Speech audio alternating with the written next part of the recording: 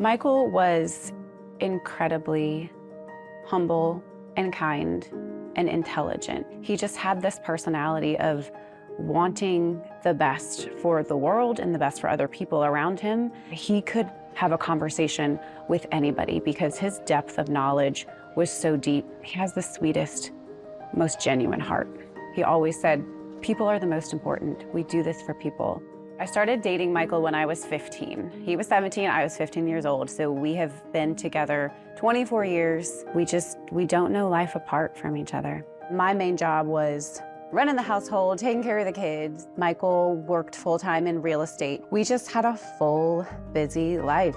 Jesus has been leading our life from the beginning. We're lifelong believers. We were blessed to grow up in Christian households. I had been on this journey, honestly, to hear the Lord's voice, to learn what it was like to go through life hearing the voice of Jesus. So I was really pressing in and just really listening. Lord, what does your voice sound like?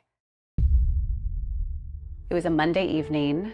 Michael had played in an adult soccer league for the last 8 years. That was his thing. He leaves to get to his 9 o'clock game, and I have a really peaceful evening of putting the kids to sleep. I prayed over my daughter. I went to my boys' room, prayed over them. The world just felt right.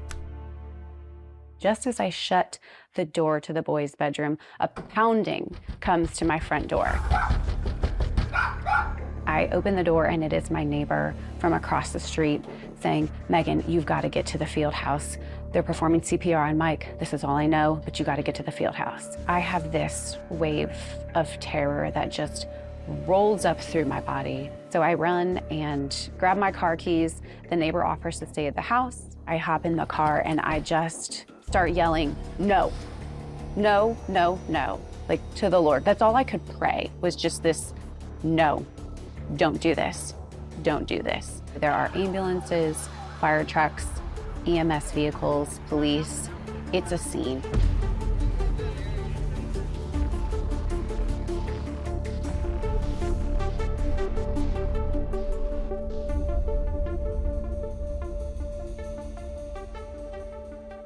He was without oxygen for about 24 minutes on the soccer field. His entire body was basically shutting down.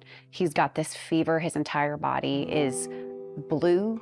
He is not moving. Does not appear to be any brain activity. The ventilator was keeping him alive. It was not looking good.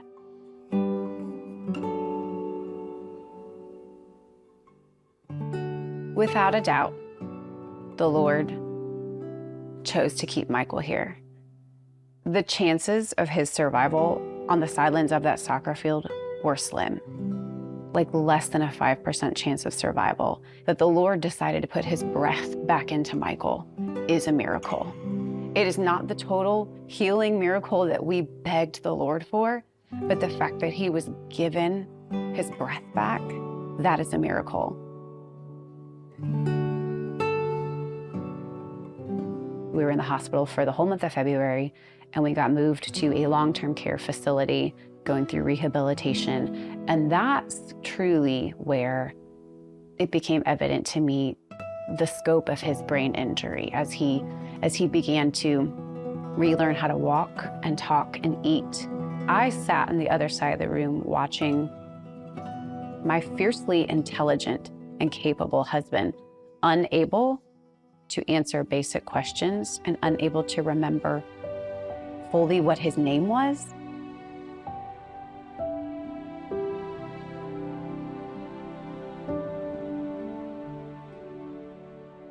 Life post-accident with Michael has been filled with such grief and sadness. I look at Michael and he looks so healthy, he looks whole, he looks wonderful. Like there's a lot to be grateful for there. But when I have conversation with him, it's so clear that so much of who he is still missing. He's lost his ability to maintain relationships. He's lost his ability to converse, to learn new things. Like all of that is taken from him.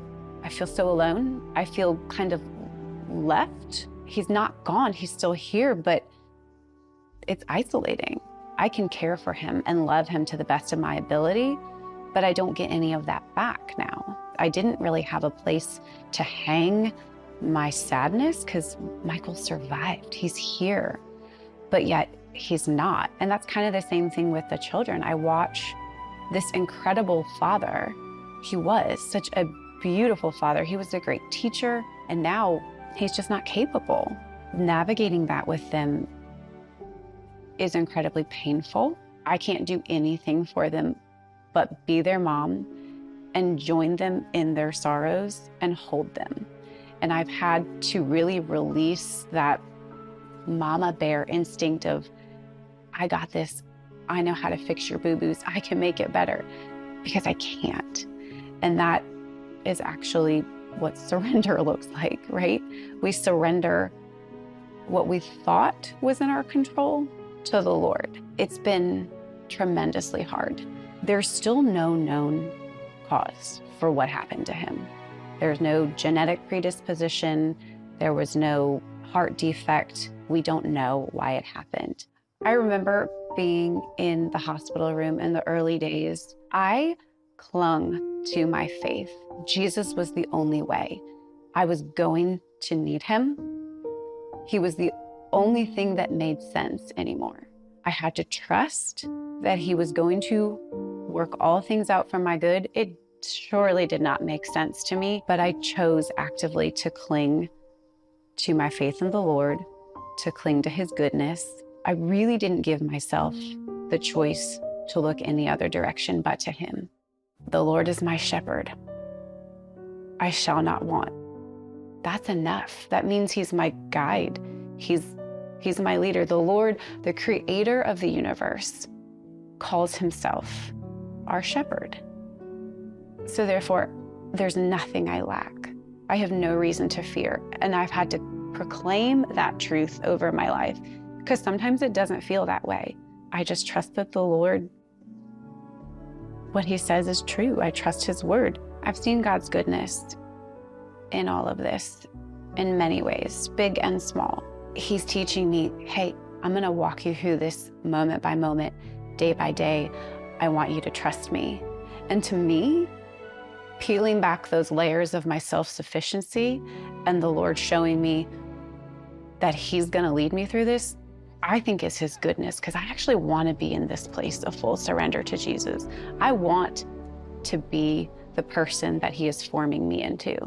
I don't think I would have chosen this path, but I absolutely would have chosen the result of what is happening with me and my spiritual walk with the Lord. I believe that the Lord is working redemption in all things, and it might be really messy and it might look totally awful on this side of eternity.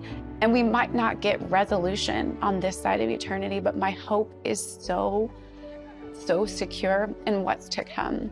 It is worth pursuing Jesus for in your time of need, in your greatest hurt, in your greatest weakness, because it is not for nothing. This life is yours. What are you going to do with it? Where are you going to take me? I don't need to know the future anymore. I just have to trust that you're going to bring me into goodness. If we just have the eyes to see it, we'll notice his goodness.